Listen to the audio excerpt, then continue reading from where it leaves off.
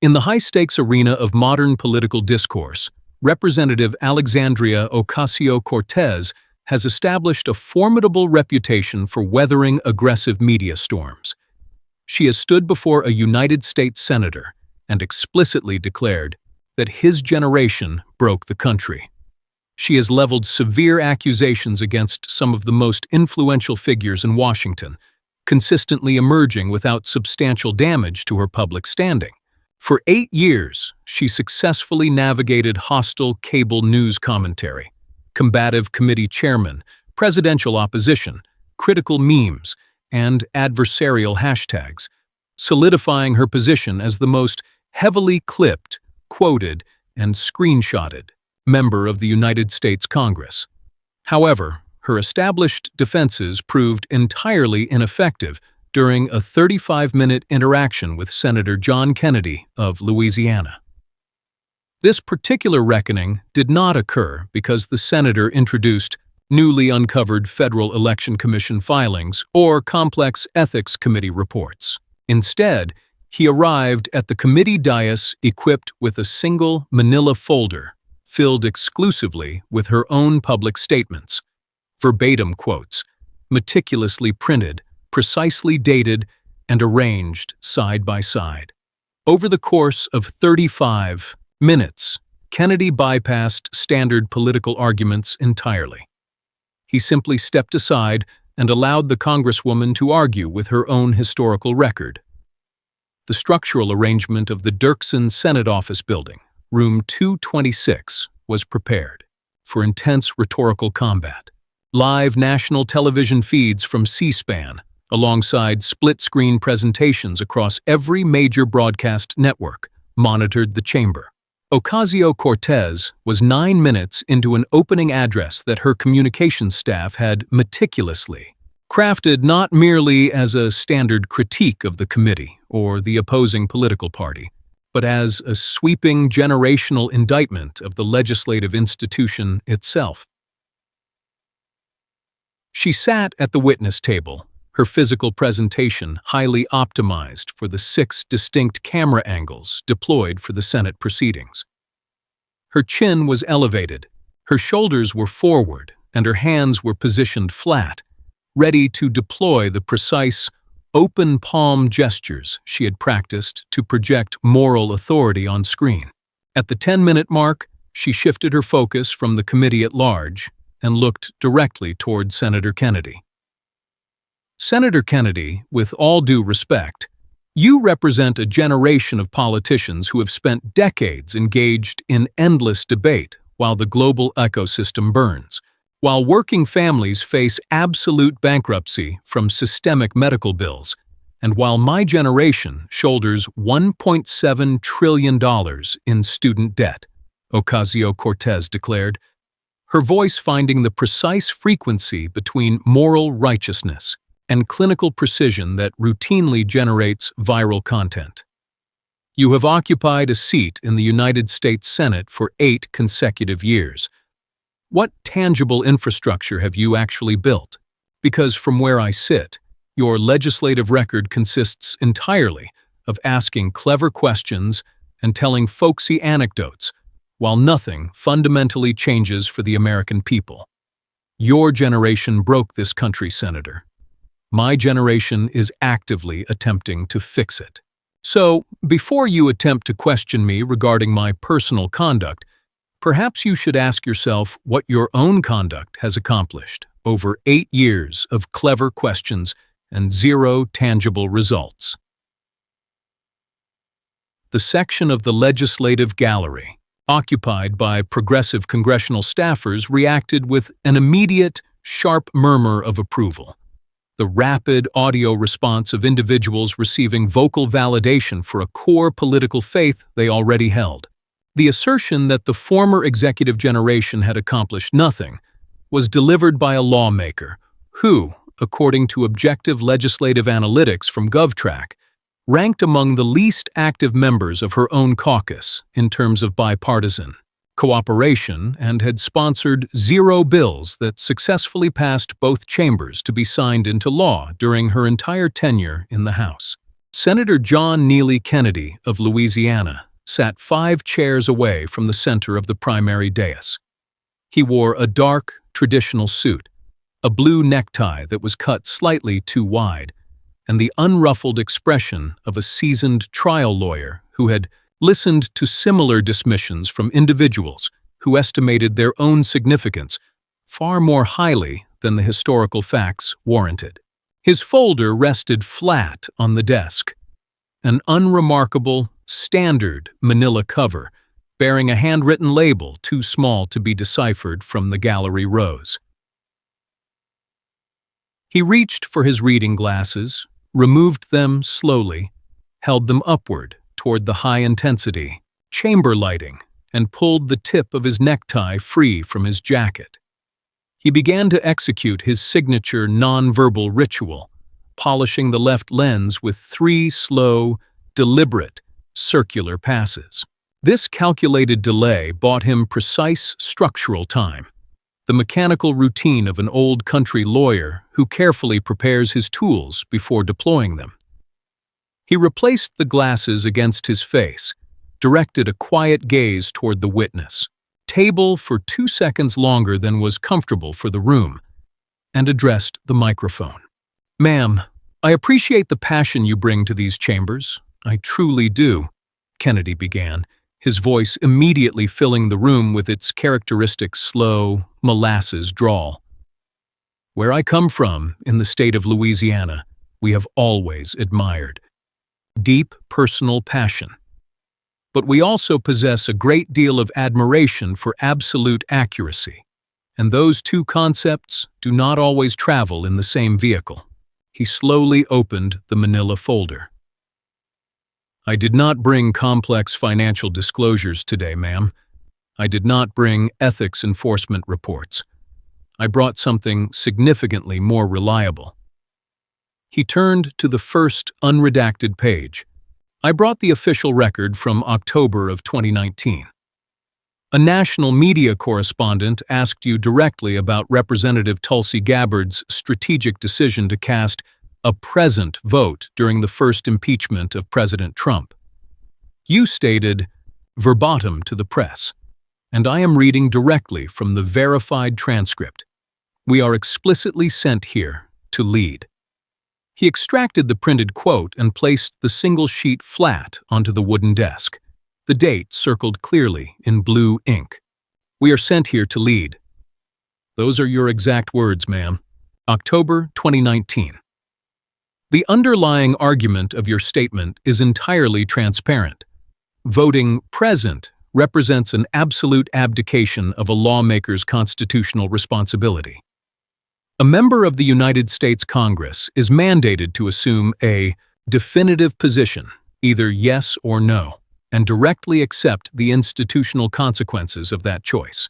Voting present, according to your own definition, constitutes political cowardice. That is the standard you entered into the record."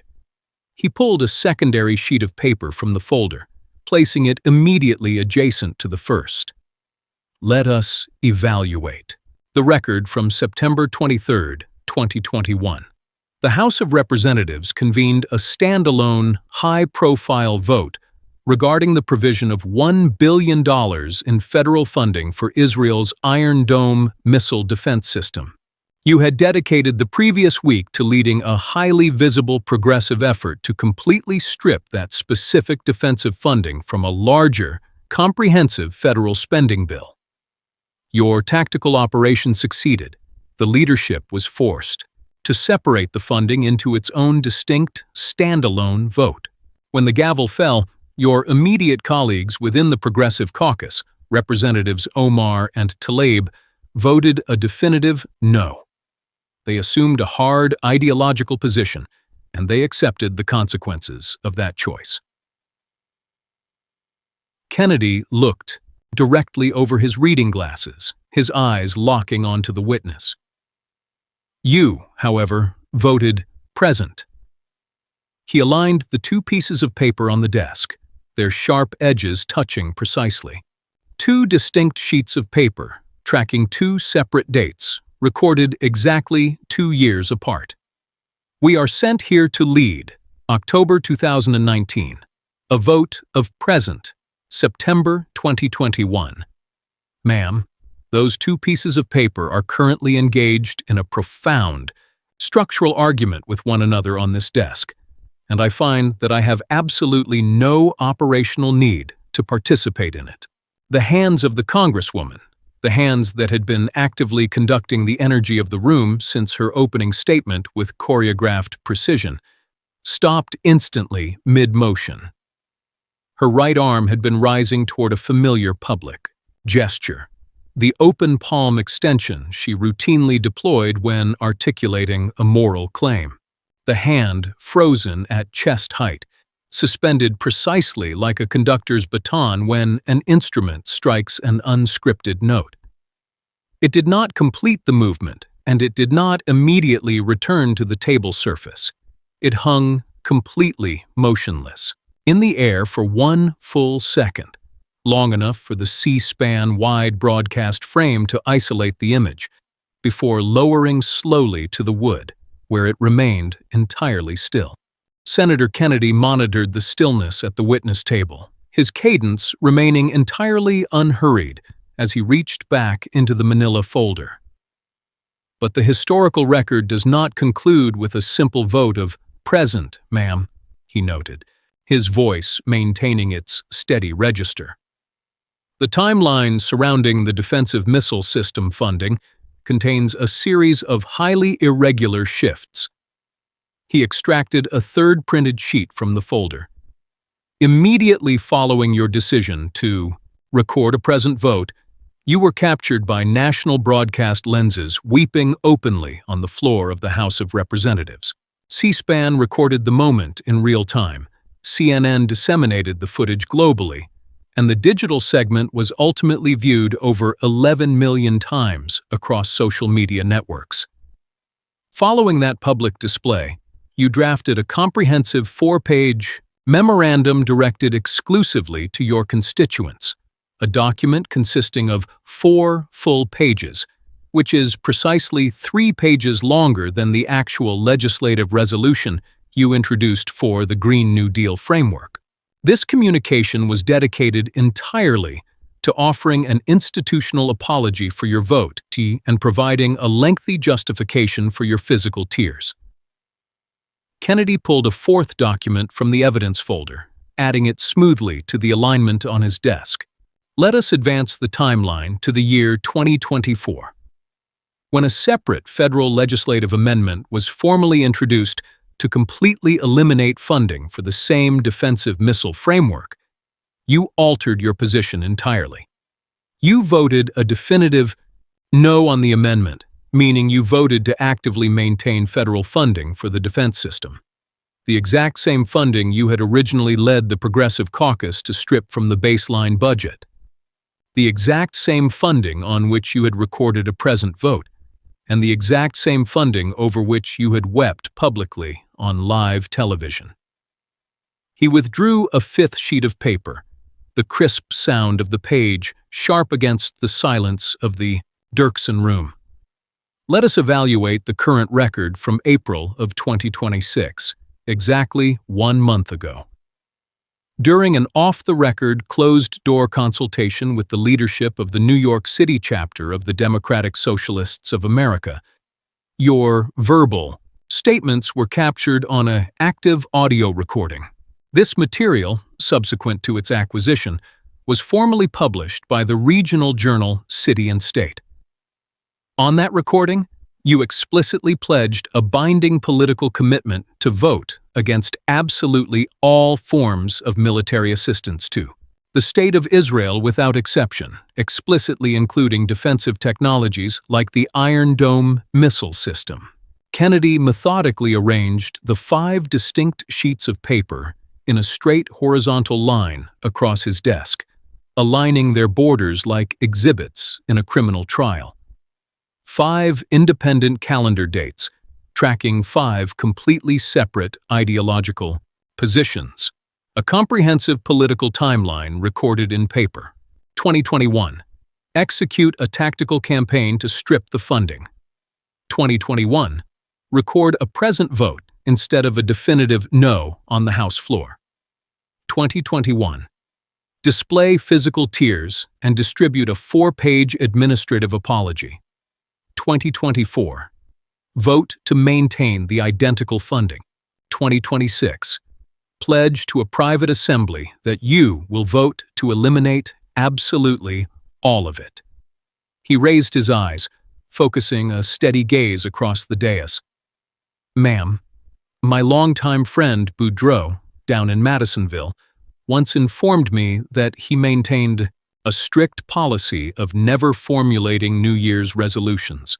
When I asked him to explain the underlying logic of that choice, he looked at me and stated, "Senator, it is because the January version of my character consistently manufactures a series of promises that the March version of my character lacks the capacity to fulfill." Ma'am, the 2019 iteration of your public persona explicitly promised this nation authoritative leadership. The 2021 iteration of your persona recorded a present vote instead of a hard legislative choice. Your 2024 persona completely reversed course on the substance of the policy, and your 2026 persona has formally pledged to execute a total reversal of that reversal.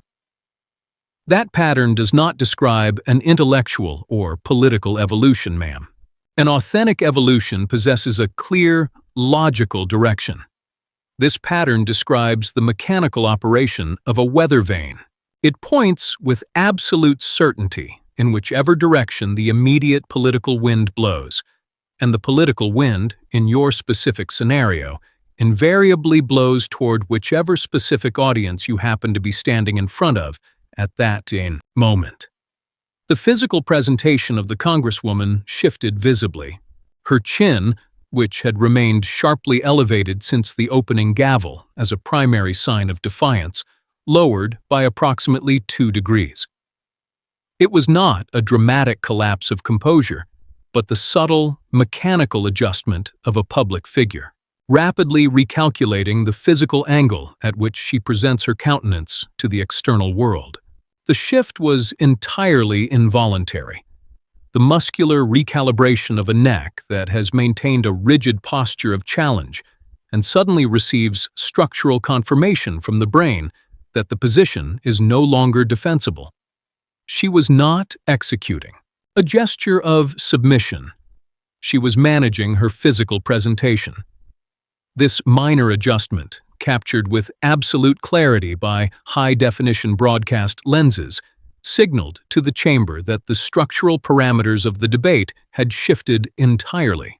Kennedy turned the page on his yellow legal pad, his drawl returning to a measured, deliberate tempo. Ma'am, I want to transition our focus to the events of January 6, 2021, and I want to execute this review with an immense degree of analytical care because that day involved actual physical violence directed against real human beings, and legitimate law enforcement officers sustained severe injuries. I have absolutely zero intention of minimizing the gravity of those physical events. He pulled a declassified interview transcript from the manila folder. On January 12, 2021, you initiated an extensive live broadcast on your personal Instagram platform, providing your followers with a detailed narrative of your personal experience during the security breach at the Capitol complex. You stated verbatim to your audience, and I am reading directly from the verified transcript. I thought I was genuinely going to die. It is not an exaggeration to state that many members of the House were nearly assassinated. He set the text down, pulling a secondary architectural blueprint of the Capitol grounds. You explicitly described an unknown individual approaching the primary entrance door of your private office suite. You asserted that you heard intense banging against the structure. You claimed you heard an aggressive voice shouting, "Where is she?" You described hiding inside your office bathroom in fear, stating that the individual possessed an immense degree of anger and hostility inside his eyes. Kennedy withdrew a secondary document from his evidence stack. "Ma'am, the individual at your office entrance was an active, on-duty officer of the United States Capitol Police. He had been explicitly dispatched to your location to execute an immediate evacuation to a secure shelter. That is the fundamental constitutional mandate that Capitol Police personnel perform during a major security breach. They move systematically, door to door, to extract public officials and guide them to safety." The urgency and focus inside his eyes did not represent personal animosity. It represented the intense adrenaline of a first responder attempting to preserve the life of a member of Congress. He leaned forward, tapping the architectural schematic. "Furthermore, your private office suite is located inside the Cannon House office building. The Cannon building is not the Capitol infrastructure. It is situated entirely across the street, separated by an external municipal avenue. While it is connected to the primary Capitol building via an underground pedestrian tunnel, it constitutes an entirely distinct physical structure. The rioters breached the main Capitol facility. They did not breach the security perimeter of the Cannon building. Representative Nancy Mace, whose private office suite is located exactly 2 doors down the identical corridor from yours, ma'am, 2 doors away, stated publicly to the media, "Insurrectionists never stormed our hallway. The security perimeter of our building remained intact." He placed the 2 comparative statements side by side on the evidence stack. Your personal narrative of the event contrasted immediately with the public report of a lawmaker occupying the identical corridor 2 doors away. The same physical hallway, recorded 2 doors apart, yielding 2 completely incompatible versions of structural reality. Now, ma'am, I stated that I would be careful with this material, and I intend to keep my word. I am not asserting on this record that you did not experience genuine fear. The entire Capitol complex was under an active threat matrix, and any individual inside that perimeter maintained a baseline human right to experience fear. I was physically present inside the Senate chamber on that afternoon. I understand exactly what the atmosphere of fear felt like. What I am explicitly asserting, however, is this. There exists a profound structural difference between experiencing internal fear and looking into a camera to inform the American public that you were nearly assassinated when you were physically located inside an entirely separate building across the street, and the individual at your door was a law enforcement officer attempting to ensure your physical survival." Senator Kennedy paused, allowing the structural friction between the 2 office accounts to settle over the recording devices before introducing another visual case study into the oversight files. "Ma'am, I am not questioning your baseline emotional capacity. I am questioning the geography," Kennedy stated, extracting a new set of data sheets from the folder. "Let us evaluate the empirical record from 2019, when you conducted a high-profile visit to a migrant detention facility situated at the southern border. A series of dramatic photographs immediately entered global circulation, capturing you in a state of absolute distress, gripping a chain-link barrier with visible tears. The visual imagery was exceptionally powerful, achieving millions of views across digital networks and fundamentally framing the national legislative conversation regarding immigration enforcement. However, subsequent investigative journalism and unedited wide-angle photographs revealed that your emotional reaction occurred while standing directly in front of an empty public parking lot. Not a detention center, not a containment facility for children, but an open parking lot with a standard municipal roadway running directly behind the frame. He tapped the document with his pen. In Madisonville, Louisiana, the citizens operate under a very practical guidelines for public conduct. You have a baseline right to cry about absolutely whatever topic distresses you, but if you make the deliberate decision to cry on camera, you had better ensure you are physically standing in front of the right thing. The internal mechanics of the Congresswoman's presentation altered once more. Her breathing underwent a subtle, deep recalibration, not the dramatic gasping for air that corporate media camera operators track during a public breakdown, but the specific physical adjustment that occurs when the diaphragm receives a structural command to alter its pace. Her breathing had been highly structured since the opening gavel, the controlled, measured oxygen intake that public figures learn to support vocal projection and prevent the voice from cracking under intense pressure. That performance breathing now shifted to a less managed pace. The intervals between inhalation and exhalation shortened, and her nostrils flared by a fraction of a millimeter as her nervous system attempted to absorb more oxygen. Her legal advisor leaned forward slightly, adjusting his position near her arm without entering a formal note. The non-verbal presence of an attorney signaling absolute availability, while recognizing that there was no legitimate procedural recommendation to offer. The quotes were historically accurate, the calendar dates were public record, and the spatial geography was entirely verifiable. The data left zero operational room for an administrative pivot. Ma'am, I want to add one final observation regarding the events of the Capitol breach, and then I will advance to your legislative record, Kennedy continued, his voice dropping into a quiet, direct cadence. On that afternoon, I was physically present inside the United States Senate chamber, not in an administrative annex across the street, and not in an adjacent building, but directly inside the primary chamber. When the security barrier failed, I was evacuated by Capitol Police personnel through the secure structural tunnels beneath the complex. I personally witnessed law enforcement officers with their weapons drawn, and I heard audio events that I refuse to describe inside this oversight hearing, because those experiences belong exclusively to the memories of the personnel who sustained them. They do not belong to me.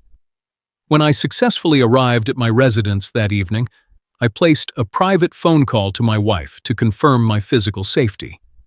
I did not log onto an Instagram live broadcast. I did not define my afternoon as a near-death experience, and I did not inform the American public that I had been nearly assassinated. I went home, I spoke with my family, and I returned to my legislative responsibilities the following morning. That choice did not occur because I possess more physical bravery than you, ma'am. It occurred because what transpired on that afternoon constitutes a solemn internal memory. It does not constitute digital content. And an authentic human memory belongs exclusively to the individual who holds it. It does not belong to an algorithm designed to maximize engagement. The Congresswoman's left hand executed a minor, involuntary movement against the surface of the dais, her index and middle fingers lifting by a centimeter and executing two rapid, silent percussions against the polished wood. It was the unconscious, physical release of a system attempting to process intense, structural stress in the absence of an approved rhetorical outlet. She suppressed the movement quickly, returning her fingers to a flat position, but the specialized close-up lens of the C-SPAN camera had remained locked onto her hands since the examination of the defensive funding timeline.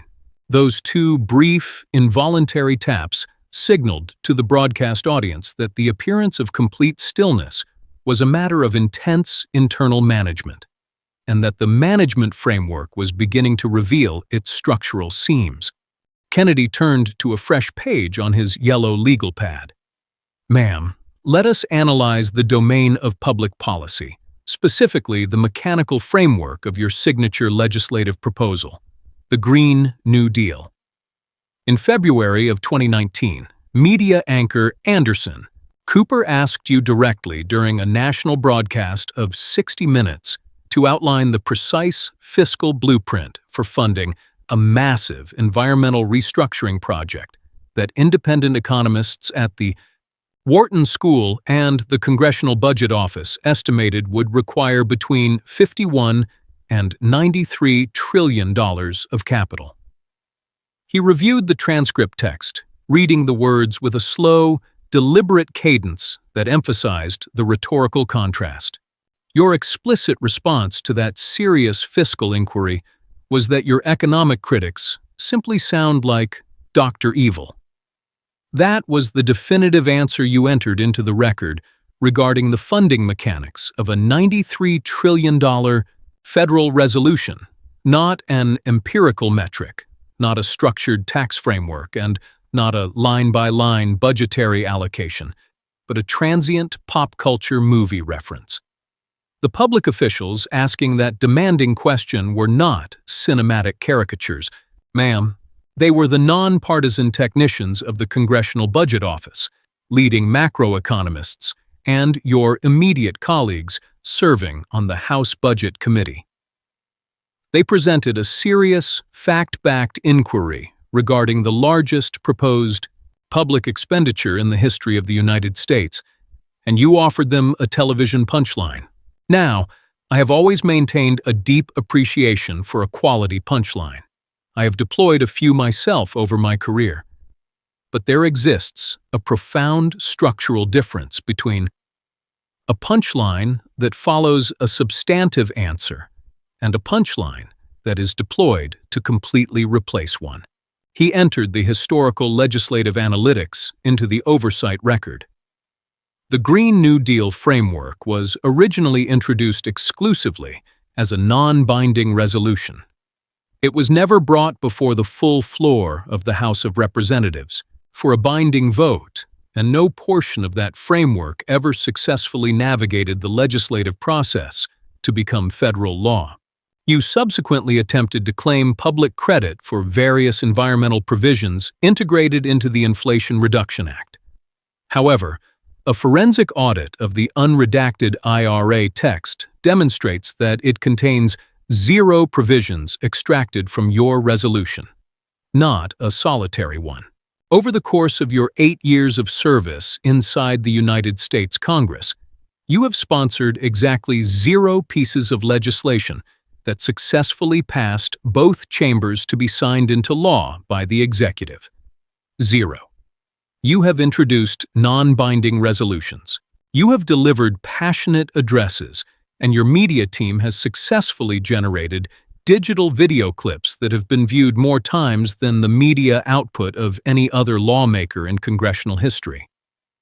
But your verified legislative output, the actual, measurable production of your time in public office, remains exactly 0.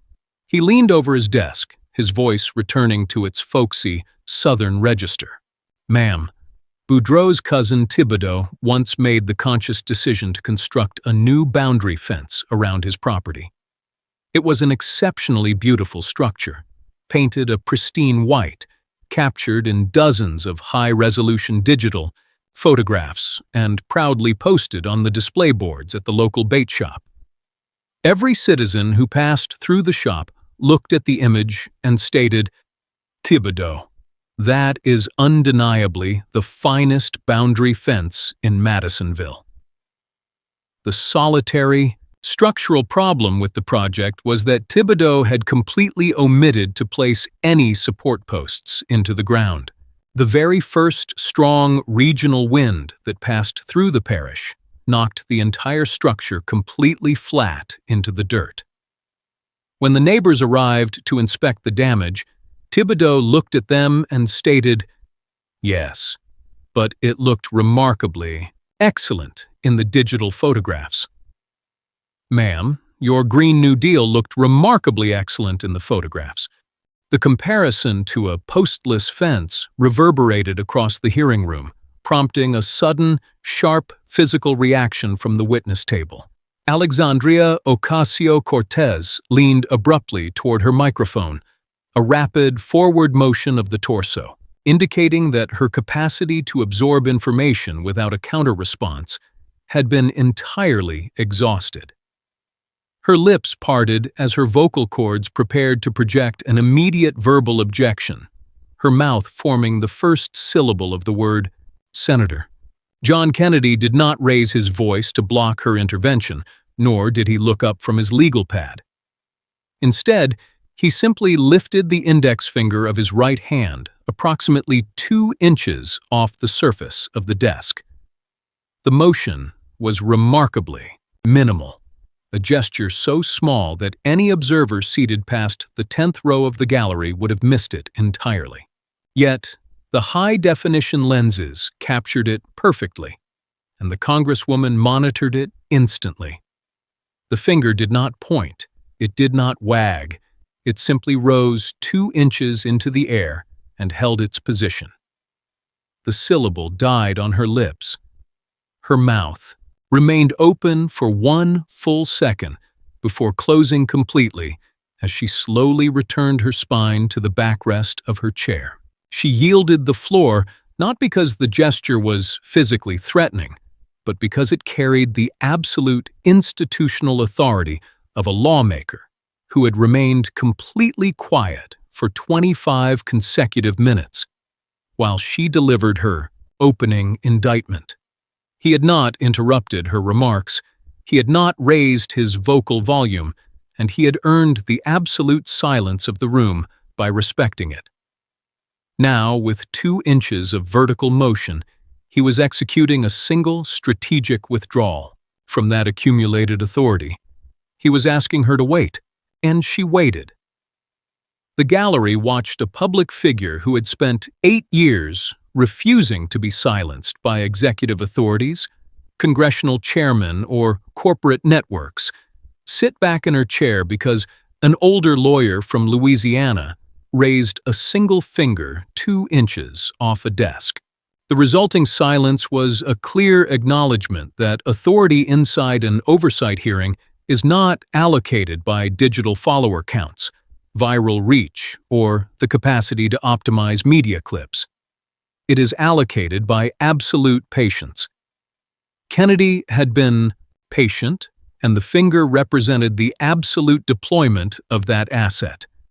Her physical transformation was complete. The hands that had been actively conducting the room were resting flat. The elevated chin was level. The forward lean was gone. Her posture was that of an official, sitting directly inside her own historical contradictions, unable to move without choosing which version of her public persona to validate, and unable to choose because all versions had been laid side by side on the desk. Kennedy slowly lowered his finger, his vocal delivery dropping into a quieter register that carried an immense degree of weight. "I am nearly finished with my review, ma'am," he noted, his voice losing its folksy warmth and becoming intensely direct, the tone of an experienced advocate delivering a final conclusion. "I want to talk about an issue that is traditionally difficult to analyze in public life, because modern politics has instructed all of us that we are never supposed to evaluate or question an individual's personal emotions. And I understand the underlying logic of that rule. Authentic human emotions are deeply private, belonging exclusively to the individual who experiences them. But your emotions do not remain private, ma'am. Yours consistently arrive on camera." He bypassed his legal pad entirely, reciting the dates from absolute memory. September 23, 2021. "You are filmed weeping openly on the floor of the House after the Iron Dome vote, generating a clip viewed 11 million times. June 2019. You are photographed visibly distraught outside a southern border barrier, a series of images shared worldwide. On various occasions inside the House chamber, your speeches regarding climate structures and immigration policies are accompanied by visible tears on camera. Ma'am, I am not asserting on this record that your internal grief is fabricated. I believe you feel things with an immense degree of intensity. He leaned forward, his voice dropping further. But I have monitored human behavior for a long duration. Inside federal courtrooms, legislative chambers, and private kitchens in Madisonville, where a family is attempting to explain why the baseline grocery capital has vanished. And I notice when events occur. Your tears happen with absolute consistency. When a recording lens is physically present, the Iron Dome tears occurred during a live national C-SPAN broadcast. The border tears occurred while a professional photographer accompanied your entourage. The House floor tears occurred inside a chamber containing 40 active media feeds. He paused to ensure absolute accuracy. Now, to be entirely fair, perhaps this pattern represents nothing more than a curious coincidence. Perhaps your biology ensures that you only experience deep emotional distress while executing your professional responsibilities at work, and work happens to be where the cameras are positioned. That is entirely possible. But ma'am, and I offer this with absolute respect, I have monitored public life for decades, and the individuals who experience internal grief the deepest are almost never the individuals who display that grief on television. The individuals who feel things the deepest are the ones who politely excuse themselves from the room, walk down the corridor to the bathroom, close the door, and return 3 minutes later with their eyes slightly red and their voice a little rough, stating a brief apology before returning to their work without ever mentioning the matter again. Your tears do not operate within that framework, ma'am. Your tears arrive on schedule. They are visible, they are captured, they are clipped, they are shared. They generate massive digital coverage. They produce 4-page constituent letters, and they secure immense public sympathy. And then they stop completely. The subsequent vote is called.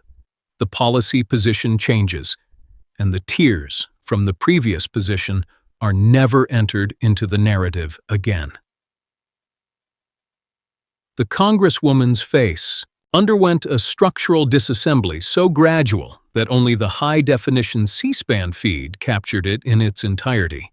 The camera-ready architecture of her countenance, the precise alignment of brow, cheekbone, and jaw that she had optimized over 8 years for congressional lighting conditions, began to relax into absolute absence.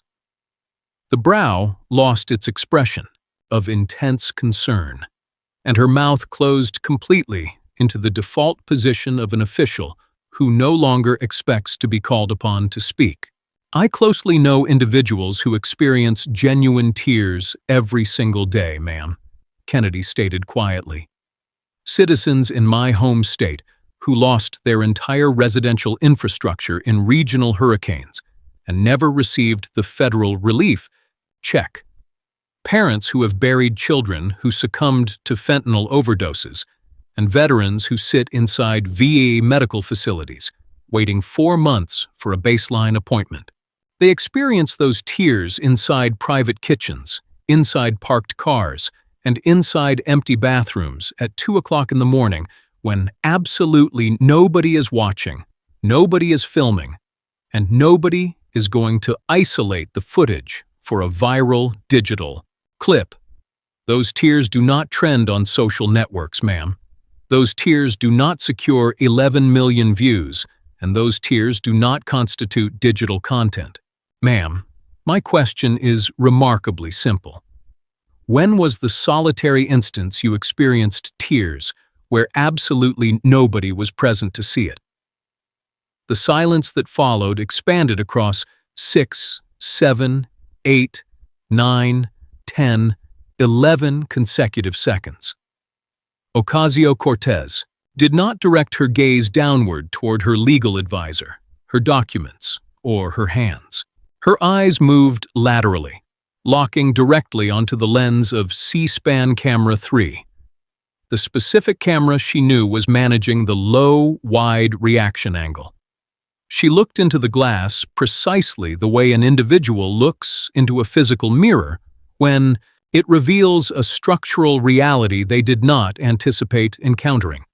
The involuntary reflex of a public figure whose entire career has been predicated on directing emotion toward a lens, suddenly asked by an old lawyer from Louisiana when she last experienced emotion toward no one.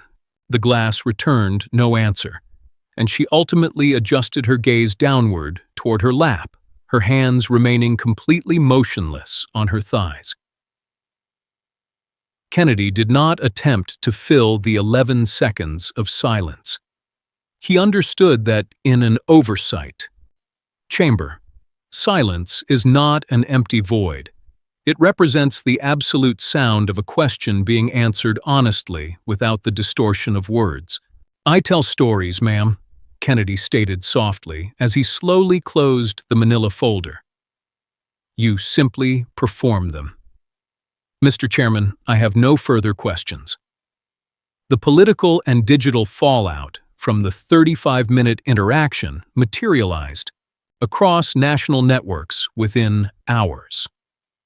The primary clip, reframing her shifting positions on defensive funding as a political weather vane, was viewed over 23 million times in less than 12 hours. By the following morning, Political committees had isolated the sequence to produce digital advertisements that ran continuously within her home district. A secondary segment, focusing on her border photograph standing adjacent to an empty parking lot, dominated mainstream media panels for 3 full news cycles, with critics and supporters driving the numbers into a massive viral phenomenon. More significantly, the metaphorical description of her signature environmental resolution as a fence without support posts, visually appealing in digital photographs but flattened by the first real legislative wind, became the standard shorthand deployed by national editorial boards to define the structural gap between progressive policy rhetoric and actual legislative output. The definitive visual image that accompanied her into subsequent political cycles, however, was the 11 seconds of absolute silence, during which her automatic reflexes instructed her eyes to seek out C-SPAN Camera 3.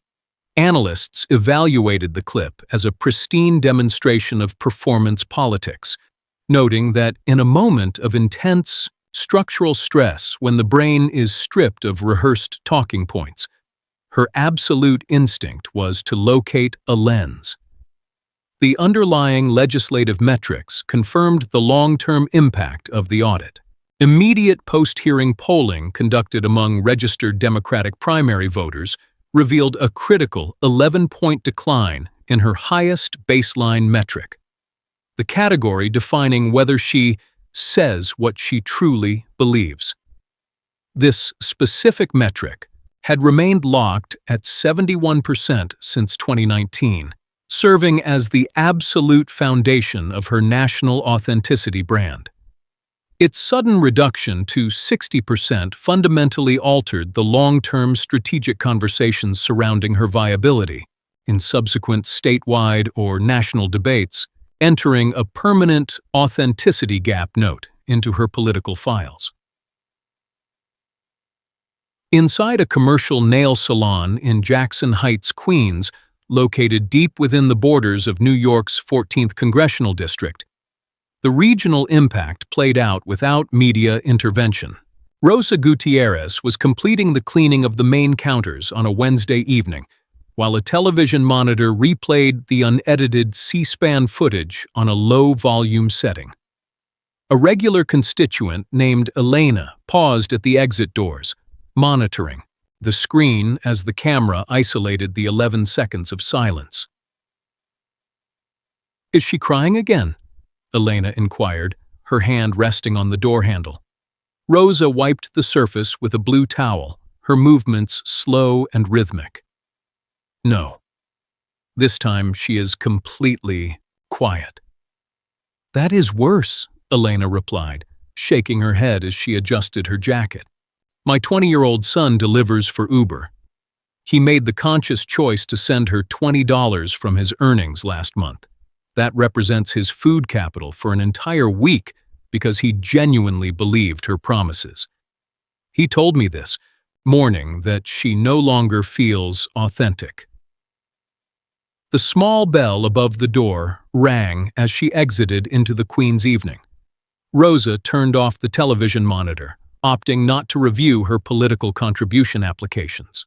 She had already executed the cancellation of her recurring donations days prior, recognizing that the oversight hearing had revealed something far more difficult to manage than a simple financial dispute. The disclosure had not merely illustrated where the campaign capital was directed. It had exposed the fundamental architecture of the persona. The manila folder had executed its structural work. It had demonstrated to a national audience that the most effective counter-argument against a professional performer does not require aggressive political rhetoric or complex investigative disclosures. It merely requires an official to be patient, enough to stand aside, open a folder of her own public records, and allow the politician to lose an argument with herself.